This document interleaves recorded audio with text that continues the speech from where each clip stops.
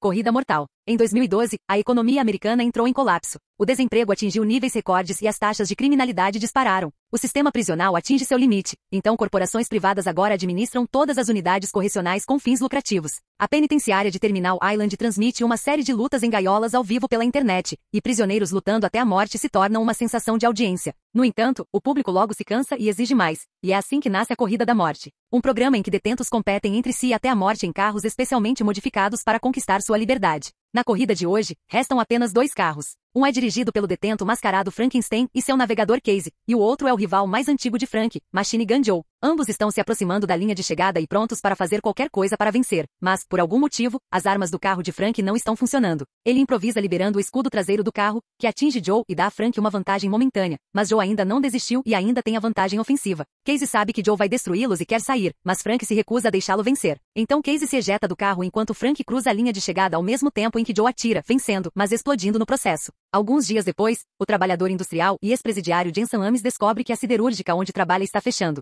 e eles nem sequer estão pagando aos trabalhadores o valor total que lhe devem. À medida que os trabalhadores começam a ficar agitados, a polícia anti-motim chega e começa a espancá-los à menor provocação. E ver seus colegas se machucarem faz com que Jensen se junte à briga e espanque alguns policiais em troca. A noite já caiu quando ele chega em casa. Depois de cumprimentar a esposa, Jensen dá uma olhada em seu bebê no andar de cima, sem saber que um criminoso mascarado está aproveitando a oportunidade para invadir a casa e matá-la. Quando Jensen retorna à cozinha, o homem o nocauteia, coloca a arma do crime na mão de Jensen e sai após fazer um gesto de atirar com a mão enluvada. Jensen acorda momentos depois e encontra a polícia o prendendo pelo assassinato de sua esposa. 6 meses depois, Jensen é transferido para a prisão da Ilha Terminal, onde é recebido pelo guarda Ulrich, que o joga água gelada. Permite que outro policial o atinja e o leva para uma cela com outros 3 presos que pretendem espancá-lo. Ulrich vem vê-lo, querendo se divertir ao vê-lo em apuros, mas Jensen é um bom lutador e já nocauteou todos os seus companheiros de cela. Na manhã seguinte, Jensen vai ao refeitório tomar café da manhã enquanto é observado por Coach, Gunner e Liz, que reconhece Jensen como um ex-piloto recordista que arruinou sua carreira. O salão fica em silêncio repentino quando Pachenko e seu amigo se aproximam de Jensen para provocá-lo, primeiro cuspindo em sua comida e depois o chamando de assassino de mulheres e abusador de crianças.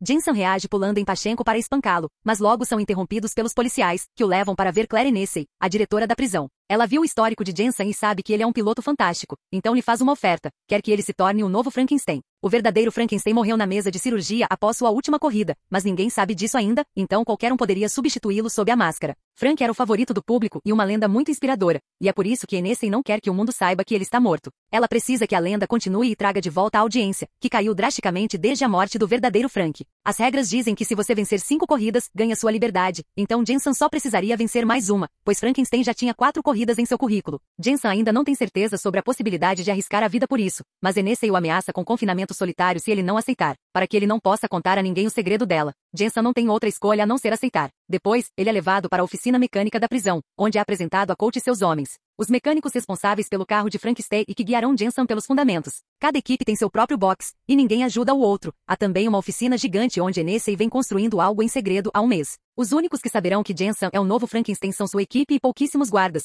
pois o poder de Hennessey sobre a prisão é absoluto. Então, o treinador lhe mostra o carro que ele dirigirá, um Mustang V8 Fastback modificado. Ele vem com uma variedade de dispositivos defensivos e ofensivos, mas só é carregado com munição no dia da corrida, para que os prisioneiros não possam usá-lo para tentar escapar. De qualquer forma, é impossível fazer isso, pois a prisão fica em uma ilha. Então a única saída é por uma pequena ponte que ficaria lotada de carros de polícia e helicópteros ao primeiro sinal de fuga. Depois que Jensen se familiariza com o carro, ele e a equipe continuam a conversa no quintal da prisão. A corrida tem 3 etapas. Nas 2 primeiras, ele deve tentar se livrar do máximo de oponentes possível, e na terceira, a chave é a velocidade para chegar à linha de chegada. Todos os pilotos contam com uma acompanhante navegadora, que são meninas trazidas do centro feminino. A única exceção a essa regra é Joe, que prefere ter um colega de equipe como navegador em vez de uma menina, porque ele passa por eles tão rápido que deixa o público enjoado. Liz começa a contar a Jensen sobre os pilotos mais importantes, que estão todos no pátio com eles. O 14K, um membro da tríade e graduado do MIT, Hector Green, um psicopata certificado que idolatra Hennessey, Slovo Pachenko, líder da Irmandade Ariana na prisão, e Travis Colt, um ex-astro da NASCAR em desgraça. A conversa é repentinamente interrompida quando Joe e sua equipe vêm insultar Jensen e deixam um recado para Frankenstein dizendo que a corrida é apenas entre os dois. Nesse momento, uma van traz de volta alguns detentos que estavam trabalhando, e Jensen nota algo peculiar em seus pulsos. Eles têm pulseiras de rastreamento GPS, e vê-las o faz perceber que o homem que matou sua esposa também estava usando uma. Quando finalmente chega o dia da primeira etapa da corrida, Jensen recebe as roupas, a máscara e até o anel de Frank para usar. e sua mera presença traz de volta todos os espectadores que o programa havia perdido. O treinador diz a ele para não falar com os outros pilotos porque Frank não falava, fazia parte de sua mística. Mas ele tem permissão para tirar a máscara dentro do carro porque as janelas são de vidro espelhado e Casey também sabe o segredo. Enquanto se prepara, Jensen pergunta por que ela está presa, e ela admite ter matado um policial por ser um péssimo marido para ela. A corrida começa um momento depois, e como as armas só são ativadas na segunda de 3 voltas, o início não é muito violento, embora os pilotos ainda tentem se empurrar para fora da pista. Graças ao conhecimento de Casey sobre a área, é fácil para Jensen disputar a liderança com Joe, conseguindo ultrapassá-lo e assumir a liderança quando Casey aponta um atalho para ele. É então que Hennessy liga o escudo e as armas, que são bueiros no chão por onde o piloto precisa passar com as 4 rodas para ativar os dispositivos do carro.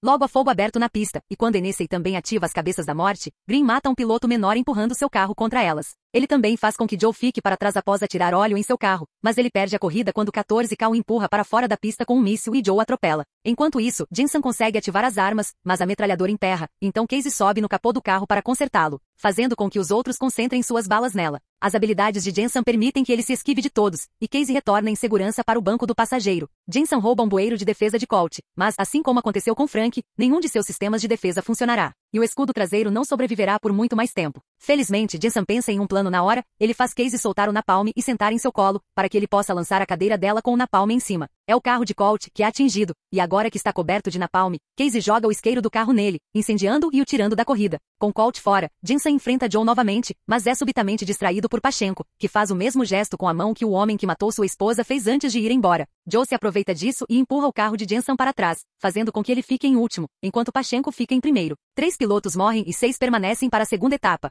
Após a corrida, Colt e seus homens verificam o carro e notam que os dispositivos estão funcionando corretamente, o que não explica por que eles não foram ativados quando necessário. Jensen vai até Hennessy para dizer a ela que não correrá mais porque sabe que Pachenko matou a esposa e que tudo isso foi uma armação para incriminá-lo, para que ela pudesse contratar um novo piloto para substituir Frankenstein. Ela não admite, mas mostra a ele uma foto da filha e do lar adotivo para onde ela foi, lembrando Jensen de que ele deveria cooperar se quiser ver a filha novamente. Sem poder fazer nada, Jensen volta para o pátio, onde conversa com o treinador e pergunta por que ele não usa um número. O treinador explica que, tecnicamente, ele não é mais um prisioneiro, que se qualificou para a liberdade condicional há 3 anos, mas não conseguiu se forçar a cruzar o portão. O mundo havia mudado demais, e ele preferia a familiaridade das corridas. Ele também não acredita que Jensen tenha matado a esposa. Mais tarde, enquanto consertava o carro, Jensen vê Pachenko passando e decide segui-lo até o box, onde é capturado pela equipe de Pachenko. Ele dá alguns socos em Jensen antes de pegar uma ferramenta pesada para esmagar sua cabeça, sem se importar se tem a proteção de Hennessy, mas é interrompido por Liz, que o esfaqueia nas costas com uma caneta. Jensen aproveita a distração para pegar um caco de metal do chão e esfaqueá-lo, depois o nocauteia e ao amigo, antes de ir atrás de Pachenko. Ele o soca, o joga para todos os lados e o atinge com várias caixas até que Pachenko admite que Hennessy o fez matar sua esposa e que Ulrich foi quem o levou até lá. Quando Jensen se prepara para matá-lo como vingança, Ulrich aparece com outro guarda e interrompe a briga. No dia seguinte, pouco antes do início da segunda etapa da corrida, Pachenko provoca Jensen fazendo o mesmo gesto com a mão. No entanto, Jensen não cai na provocação. Na verdade, ele começa a dirigir devagar de propósito e entra por um túnel para poder falar com Casey em particular. Ele se pergunta se ela matou Frank porque acha suspeito que os dispositivos do carro tenham apresentado defeito em 2 corridas seguidas, e ameaça de expulsá-la do carro se ela não atender. Casey admite ter sabotado as armas traseiras de Frank porque Hennessy a recompensaria com sua liberdade. O objetivo nunca foi matar Frank, porém foi um acidente causado por ele ainda tentar vencer sem armas. O objetivo de Hennessy era fazê-lo perder para mantê-lo preso, correndo em nome do público. Agora que tem a resposta, Jensen acelera e volta facilmente para a corrida, ignorando Joe por enquanto. Seu objetivo desta vez é Pachenko. Depois que os dois tentam, sem sucesso, empurrar um ao outro para fora da pista, Jensen avança e usa o bueiro de armas em vez da defesa. Isso confunde a todos, pois as armas estão na frente do carro. Então Jensen o surpreende ao virar o carro de repente e abrir fogo contra Pachenko enquanto dirige de ré. Depois de danificar o outro carro o suficiente, ele se vira novamente e atinge a fumaça, fazendo com que Pachenko bata em uma barreira de concreto. Então, Jensen para o carro e sai para se aproximar de Pachenko e quebrar seu pescoço como vingança pela morte da esposa. Entre isso e a decisão de Joe de trocar de navegador no meio da corrida,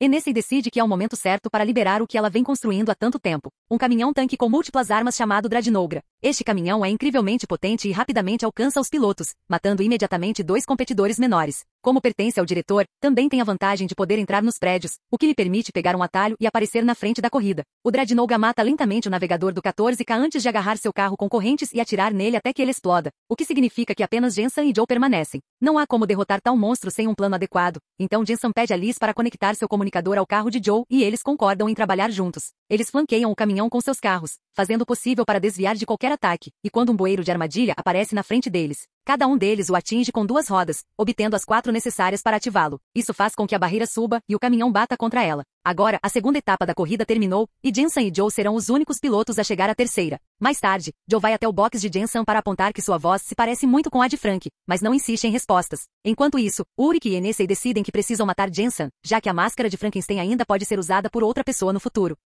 No dia seguinte, antes do início da corrida, Ulrich coloca uma bomba embaixo do carro de Jensen enquanto Hennessy distrai a todos com um discurso sobre a corrida ser o propósito de suas vidas. Quando ela menciona que esta pode ser a primeira vez que alguém pode conquistar sua liberdade com uma 5ª vitória, Jensen percebe que eles sempre manipulam as corridas para eliminar qualquer um que possa vencer pela 5ª vez e é por isso que ninguém jamais conseguiu isso antes. O que significa que ele também não poderá vencer hoje. O treinador ouve essa conclusão, e assim que eles podem voltar à oficina, decide mostrar a Jensen um detalhe muito importante em um vídeo da morte de Green. Isso lhe dá uma ideia para um plano. E ele pede a Liz que adicione meio galão de reserva ao tanque de seu carro antes de ir à oficina de Joe para convidá-lo a colaborar novamente. Enquanto Jensen veste as roupas de Frank, Hennessy o visita para entregar seus documentos de liberação e fazer uma nova oferta, se ele vencer. Ela quer que ele continue na prisão e seja Frankenstein, porque as pistas são o lugar certo. Ela alega que ele não é um bom pai e que um ex-presidiário não poderia dar uma vida boa à filha, então escolher ficar seria um incrível ato altruísta de amor. Jensen vai participar da corrida sem lhe dar uma resposta ainda, mas guarda os documentos de liberação no bolso. Ao entrar no carro, Casey admite que Hennessy também falou com ela e pediu que parasse Jensen se ele estivesse prestes a vencer, mas ele não se preocupa com isso. Assim que a corrida começa, Ulrich começa a controlar os bueiros para que eles só sejam ativados quando Joe passa por cima deles. Ele abre fogo contra Jensen assim que consegue, danificando tanto seu escudo traseiro que Jensen decide largá-lo. No entanto, Joe se esquiva facilmente, já tendo aprendido o truque de quando Frank fez o mesmo.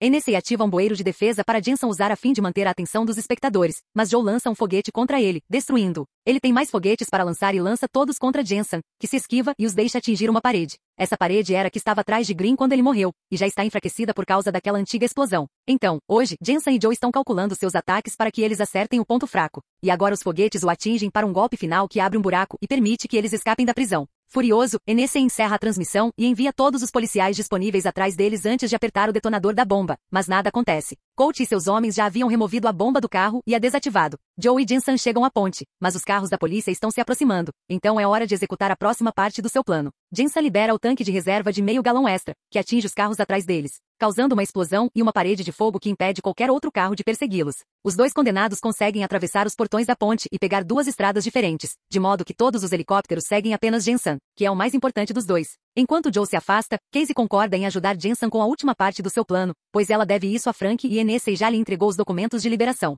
Então eles serão obrigados a deixá-la ir. Quando passam por alguns guindastes de construção, Jensen salta do carro sob a sombra deles e se esconde lá dentro, enquanto Casey assume o seu lugar ao volante. Ela só consegue dirigir mais alguns quilômetros antes que os helicópteros a parem com uma rajada de fogo, mas quando sai do carro com as mãos para cima, está usando as roupas e a máscara de Frank. Como a maioria das pessoas não sabe sobre a troca de identidade, os policiais a prendem e a levam de volta para a prisão, permitindo que Jensen escape e se encontre com Joe para embarcarem juntos em um trem de carga. De volta aos escritórios da prisão, Ulrich diz que a audiência está altíssima e os presentes de parabéns já estão chegando. Hennessy abre a caixa de presente que trouxe e encontra a bomba que Ulrich colocou embaixo do carro de Jensen, que explode, matando os 2. Lá fora na pista, Colt pode ser visto apertando o detonador. 6 meses depois, Joe e Jensen construíram uma nova vida em Santa Rosalia, no México. Eles trabalham juntos como mecânicos em sua própria oficina, e Jensen recuperou a custódia da filha. Casey também os visita depois que os papéis de sua libertação finalmente são processados, levando consigo um carro de corrida para eles darem uma olhada. Se gostou do vídeo, deixa o like e obrigado por assistir.